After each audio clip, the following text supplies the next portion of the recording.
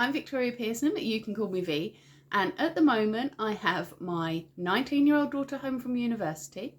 I've got my 17-year-old son home from college. And I've got my 10-year-old son home from school.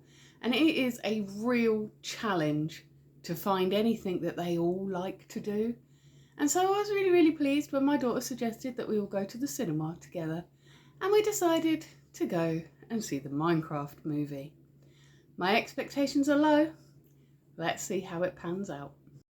We are here. We are incredibly early because I am always incredibly early, but at least we're not going to miss the beginning. Everyone, remember where we parked?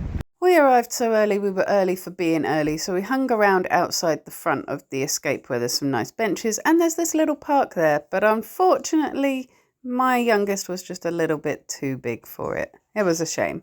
So we headed into the escape itself. The Cineworld that we went to is inside the Escape building where there is loads of stuff to do and even more stuff to eat. It is basically the best place to come if you want to spend lots and lots of money on entertaining your kids. We've got all sorts of things here. We decided, because we were so early, to head into the snow zone area of the Escape where you can do skiing, tobogganing and snowboarding. We obviously didn't do any of those things because we didn't have that much time to do it, but we sat and we watched the snowboarders for a little while to kill a bit of time. There is a little cafe there so you can get a coffee and a pastry whilst you are waiting for somebody that's on the snow slopes or waiting for your turn there. We also checked out the indoor skydivers on a little screen, but they weren't actually doing any skydiving at that point, and so it was a little bit pointless. After that, we decided it was time to head up and we found this little Minecraft hopscotch. It's like a Minecraft parkour. Again, it was a little bit easy for my 10-year-old to do as I'm slightly younger than him. We headed upstairs where you can find Hollywood Bowl, Cineworld and Gravity, as well as the toilets that are there. And inside Gravity actually looks really, really fun. My youngest went there for a birthday party a couple of weeks ago and there's all sorts of trampolines and fun things to climb on and stuff like that. But then it was finally time to begin. So, that was a movie, wasn't it? It was very, very loud. Luckily, our audience was very well behaved because I would have got cross if I'd seen people throwing things around and bringing chickens in and stuff like that. But of course, the movie was not aimed at 40-year-old women. The movie was aimed at 10-year-olds. Luckily, I happen to have one of those with me and he is very happy to share his thoughts with you. Unfortunately, you're going to have to look at me while he shares his thoughts because I'm not putting him on the channel. But he very kindly agreed to let us know what he thinks of it. So tell me, son of mine, what was your favourite part of the movie? I liked all the meme parts. You liked all the meme parts. Let me tell you, this movie was basically a meme from start to finish. It was lots and lots of memes and references just sewn together for 2 hours, interspersed with Jack Black telling us what things are. So you liked all the memes. The movie started with a meme, didn't it? Yeah. As a child, I yearned for the mines. And it pretty much just memed at us the whole time, didn't it? Yeah. What was your least favourite part of the movie? The romance. The romance plotline. See, I liked the romance plotlines. Do you mean the one with the lady with the villager? Yes. Yes, I enjoyed that. I thought it was just okay. It did seem a little bit shoehorned into the story, really, I thought. Like, if you'd taken that subplot out, nothing about the plot of the actual storyline would have changed.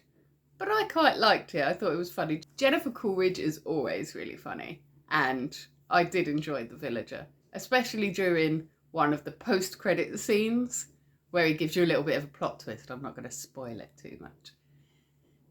Do you think if you had never played Minecraft, would you still have enjoyed the movie and understood what was going on? I think it would be a bit harder to enjoy the movie, but I think you could. And it'd be very hard to understand because it's not just the main Minecraft, there are 2 Minecraft games going on. Yeah, actually, that was something that I didn't know before I went in. I have actually played Minecraft before because during the first lockdown, I got so sick of hearing my children talk about it that I asked them to teach me how to play. I did think that what would happen there was I'd spend 10 minutes playing and they would get bored of the game forever after. But what actually happened is I got really into it. We ended up with a shared realm. Our family has now got shared realms with lots of little cities and different builds in. And it has become a way that we all play together, even though we're all far apart when everyone's off at university and stuff. And so I do know a bit of Minecraft. But I hadn't realised that the main bad guy in this movie was actually a reference to a slightly different version of the Minecraft game. Is it called Minecraft Legends? Yes, Minecraft Legends. Minecraft Legends. A game that you have to buy in addition to your Minecraft, but it's like a Minecraft with more of a storyline. Would that be a fair way to say it? Yeah. It's basically just about the Nether invading the overworld. Oh, so it is quite similar to the storyline of this film then, because in this film, the piglins that live in the Nether are invading the overworld, and that's sort of the big bad guys that they have to defeat. And I actually really liked the bad guys in it. I thought they were very well made. I thought that they wouldn't have been out of place in Ncuti Gatwa's Doctor Who. They kind of reminded me of the Goblin King in, was it Ncuti Gatwa's first Doctor Who episode? It was a Christmas special, yeah. Was a Christmas special, yeah. And so they kind of reminded me of the Goblin King in that way. I thought they were quite well drawn. And one of the things that I did like about it as well was that they called all the humans roundlings because everything else in Minecraft is square. And I quite liked that little detail as well. I also really, really loved the Technoblade reference. It was like the only part of the film that wasn't completely over-egged and over the top. It very much was leaning into the overacting and just being really over the top thing. But for that actual reference, they calmed it down. So for those of you that don't know, Technoblade was a Minecraft streamer and YouTuber who unfortunately died very young of cancer, and his family have been using his legacy to raise money for children with cancer. And so his Minecraft skin, what his character looked like in the game, was a pig wearing a crown. So there was a reference to Technoblade where a pig in a crown walks past and the kid says, "Is he a king?" And Jack Black says, "No, he's a legend." And I thought that that was just enough. It wasn't too over-egged, but it wasn't sort of too skipped over. But I do think if you didn't know who Technoblade was, you would be completely confused by that reference and would probably spend the rest of the movie waiting for a pig in a crown to come and save the day. It felt like it was planting it for a later plot line, but of course it wasn't. It was just a reference. And that also reminds me that two other YouTubers were in as Easter eggs, LD Shadow Lady and Dan TDM. Yeah, see, I heard you guys say that. I didn't notice LD Shadow Lady in it, even though me and my son watch LD Shadow Lady, who's another Minecraft streamer, quite often. She was in one of the crowds, wasn't she? Yeah. With Dan TDM, but I didn't spot them. So the kids were spotting references that just flew over my head. But there were also references in it that me and maybe my older children understood that my youngest didn't. There were like Lord of the Rings references in there, for example, that he hasn't seen yet, but I saw and understood. I think if you didn't know anything at all about Minecraft, like the person that was sitting behind us in the cinema who had taken her grandchild to see Minecraft, I heard her whisper to him at the very end, "You're going to have to explain all of that to me." And so I think if you hadn't been aware of Minecraft at all, this was your first introduction to Minecraft, you might find it just a little bit confusing, I think. What do you reckon? Yeah, and also, just as a keep in mind, if you do want to go see the Minecraft movie, keep in mind that it's not meant to be very taken seriously. Yeah, I think that is actually, I've seen a lot of discourse around this on social media, and people are taking it far too seriously. This isn't supposed to be a moment of high cinema. It's not supposed to be thought-provoking and make you come out and have debates with your friends about it. It is just supposed to be 2 hours of loud, colourful memeing, fun for children. And in that respect, I think the movie really, really does deliver. I think there's also some very interesting small details what I don't think anyone's really noticed. Oh, yeah? For example, once Steve came into the Minecraft world, his beard was black, but once the other humans meet him, his beard was grey. Oh, I hadn't noticed that. So it shows that he's been in there for a long time. I mean, the film did show us that he'd been in that world for a long time by showing all of his different builds that he had done. Anybody that plays Minecraft knows that it takes a really, really long time to make like a theme park in Minecraft. So he must have been there for quite some time anyway. But yeah, I didn't notice that his beard changed colour. That's a nice touch. But Mum, what was your favourite part? What was my favourite part? What was my favourite part? I did like the Technoblade reference. I really liked the romance subplot. And actually, I really liked Jason Momoa's character. I didn't expect to, having seen him in the trailers, seen the outfit that he was wearing. I thought, what have they dressed him like that for? But when you see the context of why he's dressed like that, it all makes total sense, and I really liked that character. I also really liked the developing relationship between Jason Momoa's character and Jack Black's character, and I really hope that that continues in the sequel, which is obviously planned. Do stay right till the end of the post-credits, because there are 2 post-credit scenes, one near the beginning of the credits and one right at the end. The one right at the end is clearly setting it up for a sequel, and I would imagine there's going to be at least 3 Minecraft movies. This one is called A Minecraft Movie. I would be very surprised if the next one wasn't called Another Minecraft Movie, and then the last one yet another Minecraft movie.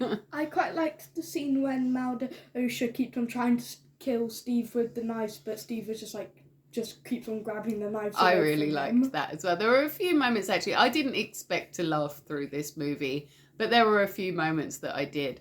And when the bad guy was finally defeated was definitely one of those moments for me.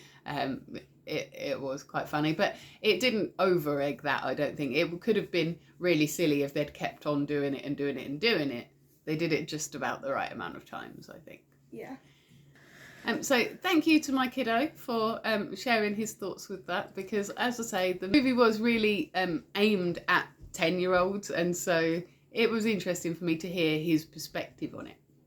And that was another thing that I found really, really odd about the movie, actually, was that it was a PG, not a PG-13, it was a PG. And we were there very early, because I'm always anxious about being late for things, so we weren't just early, we were early to being early. So we got in there in time to see all of the previews and all of the adverts beforehand. And despite the ads being marked as universal, suitable for all, and the film itself being a PG film that was aimed at 10-year-olds, there were still multiple adverts for military in the previews. And I found that really quite disturbing, a little bit dystopian. There were these adverts that just made joining the military look like a fun and jolly jape with your mates. And I thought that was really irresponsible to be showing in movies that are aimed at small children. It felt quite indoctrinating to me, and it made me feel very, very uncomfortable, to be honest. And I think that that was actually my most uncomfortable experience of the day. I went in there expecting people to be noisy, messy, loud, because I've seen online, just like you guys have, people throwing popcorn, bringing live chickens in, screaming and shouting at each other. And I was not looking forward to that part, because that sort of thing makes me cross. But to be honest, our cinema was completely silent throughout the whole film. In fact, there was only a small handful of people in the screening that we were in. Now, I think that the Cineworld in Milton Keynes that we went to was showing the movie every sort of 20 minutes, because they've got a lot of screens. And so I think that that probably contributed to how quiet and calm it was in there. But they also set up screenings specifically for people who want to shout at the screen. They ask you still to not throw food, because, you know, someone's got to clean up that after you. But you're allowed audience participation, you're allowed to be a bit noisier in it. We didn't go to one of those screenings, we went to just a normal screening, and we enjoyed having it quiet in there. And so I think that having separate screens for people that want to be able to shout at the screen and people that do just want to sit and watch the movie is a really good idea on Cineworld's part. We obviously didn't get the Minecraft shaped popcorn buckets from the cinema, because I'm not rich, and we didn't go to McDonald's for their rubbish meals afterwards for obvious reasons. But I think the kids still had a really, really great time. They enjoyed smuggling their snacks into the cinema, and even though nobody had great expectations going into it, we all chuckled a few times throughout it, and even the teenagers really loved the memes. So all in all, it was a fairly successful family day out. join me on Monday for my next vlog. I'm not sure yet what I'm going to be vlogging about. I don't want to promise you art again because things keep getting delayed on that. And so it will have to be a lovely surprise. But if you can't wait until Monday morning, 6 a.m. UK time to see me again, I will be here every single morning in your shorts, taking a great big deep breath, letting you know what I'm grateful for. Sometimes I'm letting you know what's challenging me. It's been a bit of a challenging time recently. And I will also be here on a Witchy Wednesday doing an intuitive tarot card pull for you as well. Until then, you have yourself a magical week.